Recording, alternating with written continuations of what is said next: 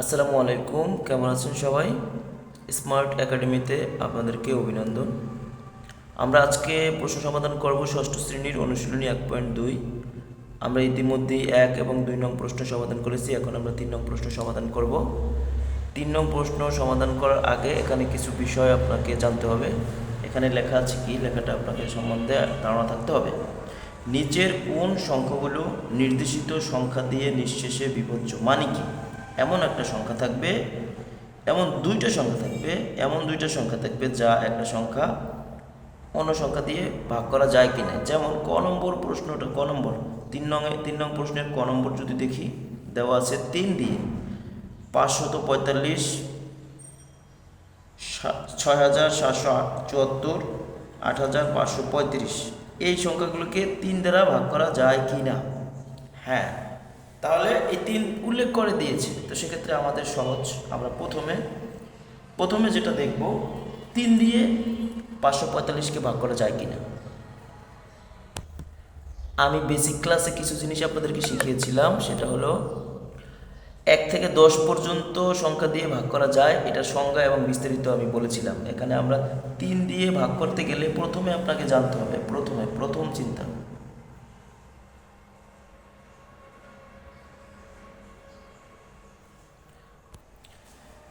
তাহলে দেখেন আপনাদের জন্য আমি সাজিয়ে লিখে দিচ্ছি।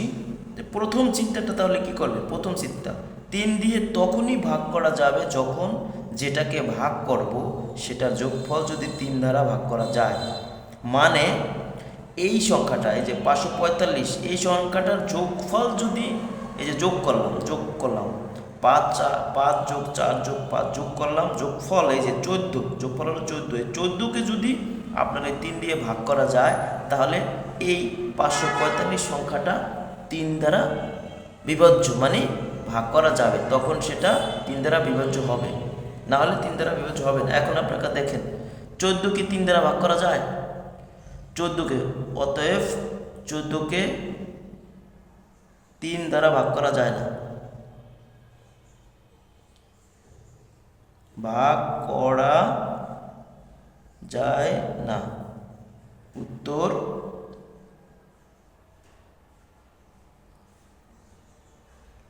উত্তর সংখ্যাটি 3 দ্বারা বিভাজ্য নয়।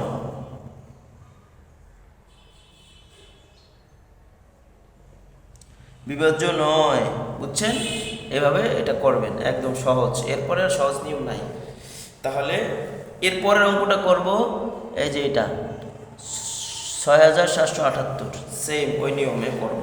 এটা তো একটা গেল, তাহলে 6774, এই যে 6774, তাহলে আমরা কি একটা দিয়েই বুঝাচ্ছি, একটা দিয়েই বুঝেন।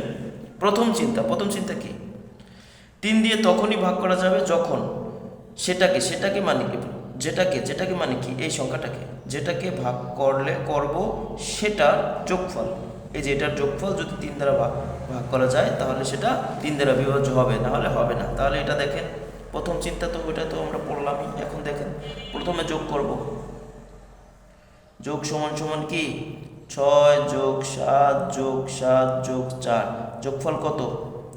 7 আর 7 কত? 14, 14 আর 4 কত? 14, 15, 16, 17, 18, 18 আর 6, 18, 19, 20, 21, 22, 23, 24, যোগফল কত? 24। হ্যাঁ, তাহলে এবার আমরা 24 পেলাম। 24কে 3 দ্বারা বিভাজ্য, অবশ্যই 24 3 দ্বারা বিভাজ্য। তাহলে অতএব 24কে 3 দ্বারা ভাগ করা যায়, 3 দ্বারা ভাগ করা যায়।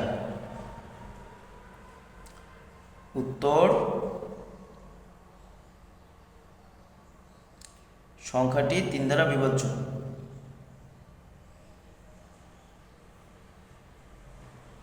3 দ্বারা বিভাজ্য।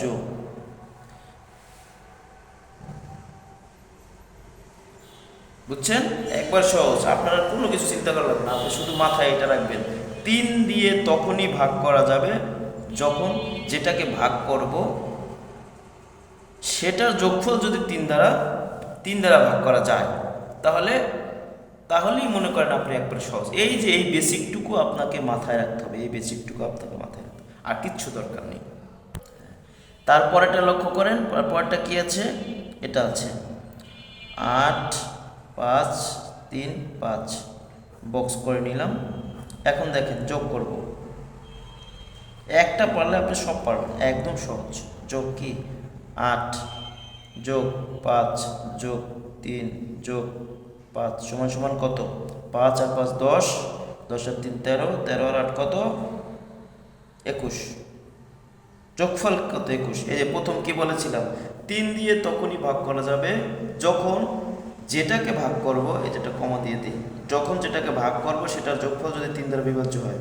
তাহলে এখন আমি সহজভাবে দেখেন, যোগফল যদি 3 দ্বারা বিভাজ্য হয়, 21কে 3 দ্বারা অবশ্যই ভাগ করা যায়। ভাগ করা গেলে কি হবে, ভাগ করা গেলে এটা 3 দ্বারা বিভাজ্য। অতএব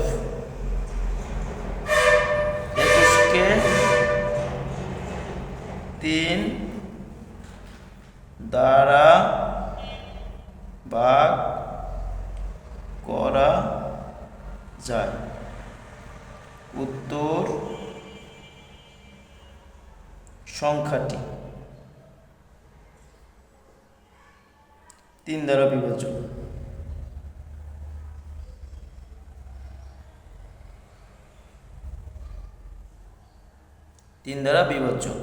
বিভাজ্য মানে ভাগ, বুঝেছেন? এখন একবারে সহজ করে আমি ক নম্বর বুঝিয়ে দিলাম।